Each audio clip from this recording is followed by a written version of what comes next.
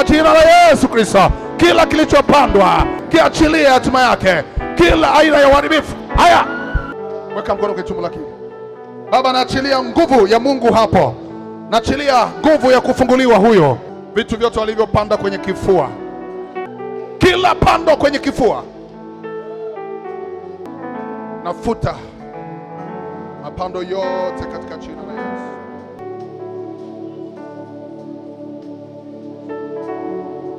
Unaoshindana na wewe hawatakuweza. Na leo natamka mwanzo mpya kwenye maisha yako, mwanzo wa kukubalika, mwanzo wa kuonekana, mwanzo wa kujulikana, mwanzo wa kutendewa mema. Nafuta kila aina ya vitu vilivyokufa kwenye maisha yake kwa jina la Yesu Kristo. Fungua ufahamu wake, kila aina ya vikwazo ninaviharibu. Natamka